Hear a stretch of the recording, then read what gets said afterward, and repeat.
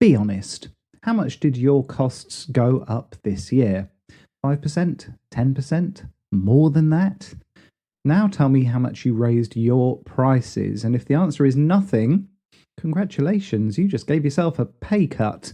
That means you worked the same hours for less money and your clients didn't even know that you were subsidizing them.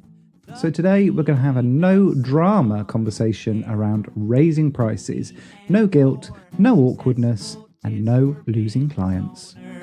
All on Build Your Salon. Hello. Phil Jackson here, your queen of salons, coming all over the airwaves with another dose of wise owl wisdom. How on earth are you? Achingly well, I hope. Today we're continuing our little streak of episodes on money. So second of third episodes where we're talking about money. And today we're going to address the elephant in the room. We're going to talk about your fear of raising your prices. And this is a topic that comes up again and again and again in one-to-one coaching, group coaching, my Get Paid Properly program. All of our industry seems to be a little reluctant to raise prices because you're convinced your clients are going to leave, or you're worried that they'll think you're greedy, or you're afraid they'll say, I just can't afford it anymore. But here's what I know. I know that as an industry, we are undercharging. You are probably charging less than you should be. And that fear of increasing your prices is costing you thousands every single year, literally.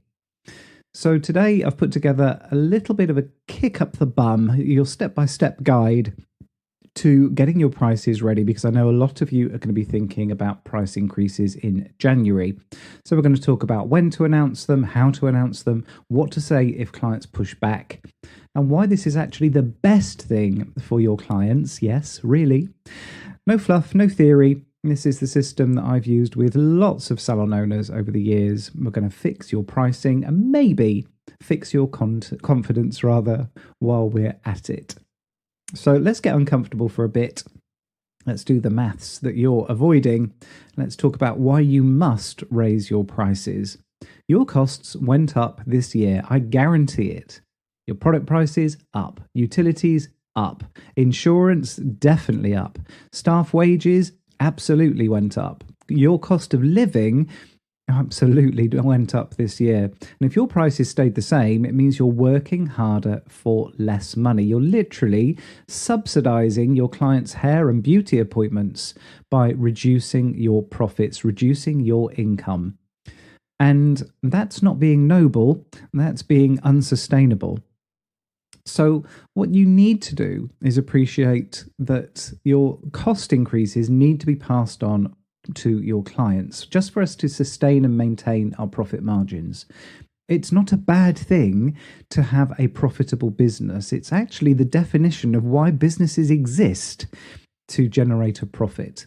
So what I want you to do is calculate how much your costs increased between 2024 and 2025. Don't forget your product costs, your rent, your utilities, your insurance, all of those big recurring costs. How much did they go up by? Because that has to be your absolute minimum price increase. Anything less, and you're actually slipping backwards. And if you've got team members, trust me, you will understand that trying to get them to do the same amount of work or more work for less money is a hiding to nowhere. You're going to lose team members really quickly because they're going to lose motivation. It's exactly the same for the salon owner. You're going to get demotivated too. So we don't want to stand still. We don't want to fall behind. Why are we discounting our own time? It's a confidence thing. And I need you to get past this. I need you to own it. And I'm here to help you. When are we going to announce it? Well, the timing does matter. I personally would start to talk about your price increases probably mid-December. So if you're going to put an announcement on your reception desk, that's when it would go out. If you're going to email or use social media, I'm not a big fan of social media price increases, but if that's what you want to do, I would give 3 to 4 weeks notice minimum. That usually means less resistance, and clients appreciate not being ambushed. I would put your live prices on January the 6th or the 13th, somewhere around there. Not January the 1st when everyone's broke and cranky. We want our new prices to arrive with fresh energy, not with a hangover. And don't wait till February. February is when everyone's credit card bills are coming in from December. You've missed that natural New Year, new prices expectation. Don't wait until after Christmas to announce. December the 28th for a January the 2nd price increase is too short and it breeds resentment.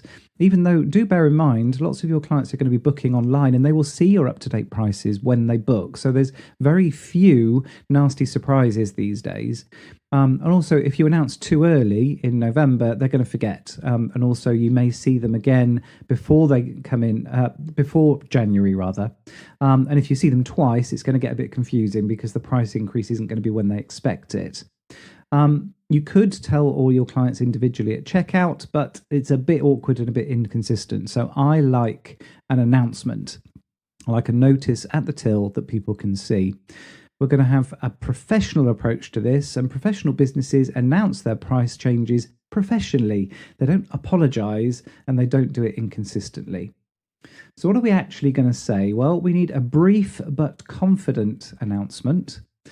And I'll give you a structure that works. This could work as a notice on reception, or if you wanted to turn it into an email or a social post. We're going to say from January the 6th, our prices will increase to reflect the rising business costs and our continued investment in premium products, advanced training, and exceptional service. That bit is important. And if it were me, I would be increasing prices by a little more so that you can do something that clients notice. If you can increase your prices by an extra couple of % and upgrade your experience somehow, even if it's as simple as getting a nicer cup of coffee, then people are going to start to see where that increase has been spent rather than just absorbed by inflation. I'd carry on to say we're committed to delivering the quality you expect, and this adjustment ensures we can continue to do that for the long term. Thank you for your continued support. We appreciate your loyalty. Then I'd have a QR code that links through to your new pricing or to your booking page. There's no apology because we're not doing anything wrong. We've got a clear date, a brief explanation, and we've shown our gratitude without grovelling. We want it to be visible but not aggressive, a nice printed sign though, not a scruffy handwritten A4 sheet. And we want that confidence to read as professionalism. You start apologising, that's going to read as doubt. More on this after this short message. Let me guess, your appointment book is full but your bank account isn't? How long are you going to let that go on for? Isn't it time that you got paid properly? My Get Paid Properly program isn't just another course. It's your roadmap to boosting your profits, increasing your takings, finally getting rewarded for the hard work that you do. With 9 straightforward modules, my foolproof pricing spreadsheet, and I'm even throwing in a one-to-one coaching call to answer any questions that you have about the training or anything else that's getting in the way of your incredible success. Head to getpaidproperly.com/podcast and you can save £100 on your sign up and get that bonus coaching call with me. The program is backed by my signature 90-day no quibble guarantee. Take the training, take the coaching call, and if you don't feel you know enough to confidently set your prices profitably for the future, I will coach you myself until you do. Head to getpaidproperly.com/podcast, lock in that saving, and finally take strides in the direction of getting rewarded for your hard work. All on Build Your Salon. So how do we handle it if a client does push back against our price increases? Well, I wouldn't be ashamed to script this for yourself and for your team and rehearse it a little bit.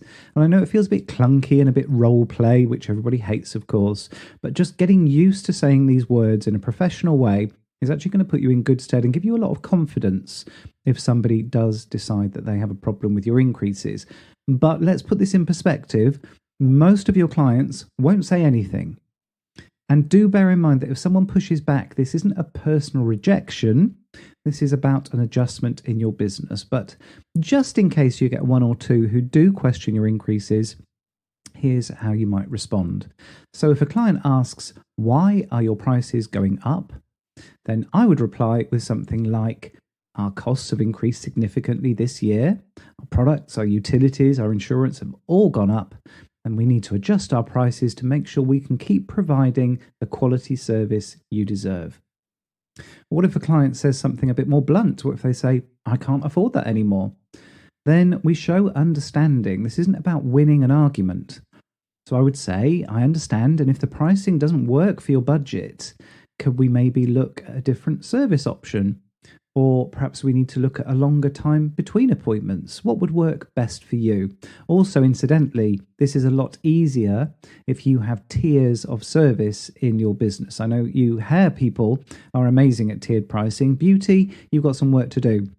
But if you've got tiered pricing, it's easier because we can keep customers inside the business, just moving them down the ladder a little bit. Or if a client expresses surprise and they say, this seems like a big increase, then we just say it's in line with inflation and the rising costs in our industry. Point out that you've actually kept your prices the same for 6 months or 12 months, and this is to bring us back in line.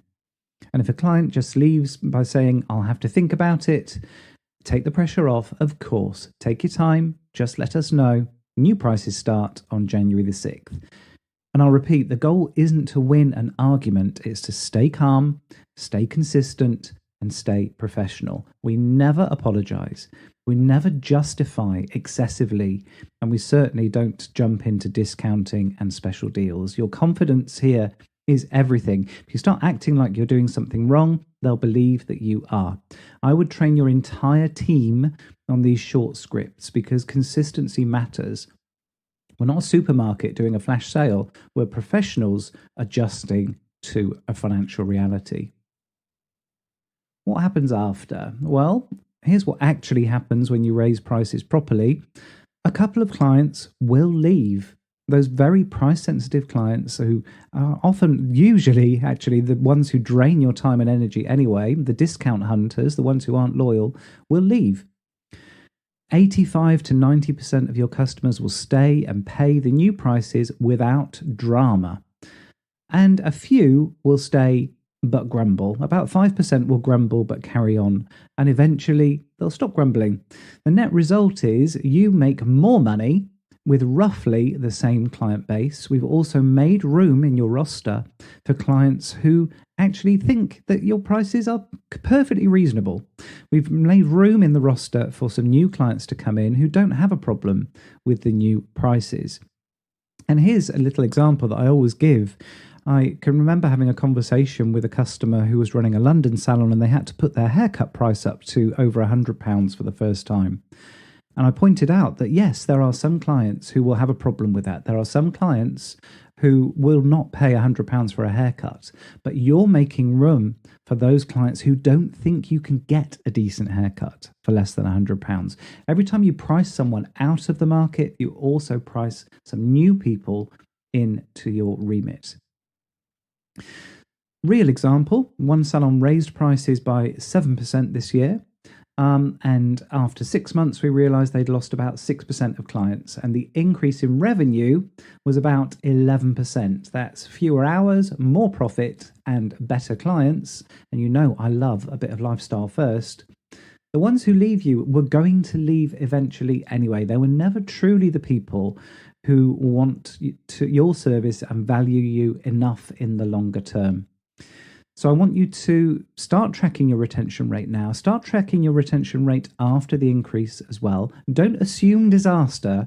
Actually measure it, because most salon owners are shocked at how few clients will actually leave. Raising prices isn't going to trigger the client exodus that you imagine. It's the adjustment that profitable businesses have to make regularly. And personally, I'm recommending now 2 price increases a year. It means that your increases don't have to be as big. And I think the longer you leave it, the more pushback you're going to get from customers. So I would start looking at your December announcement for your January implementation, and then get ready for your next increase or adjustment somewhere around June, July, ready for the summer. Keep your confident communication, train your team, stick to your scripts, don't apologize. You're not greedy, you're professional, you're not overcharging, you're catching up. You deserve to be profitable. You deserve to be paid properly your expertise. Stop subsidizing your customers' hair and beauty appointments by reducing your income. It's time to make the decision, make the announcement, and move forward. Next week, we're going to be avoiding expensive Christmas mistakes. Just 7 short days until I'm coming all over the airwaves again with my wise owl wisdom. If you'd like to be a guest on a future episode of the Build Your Salon podcast, please reach out and let me know. phil@buildyoursalon.com. I'd love to be sharing your success story early in 2026. And until then, take care.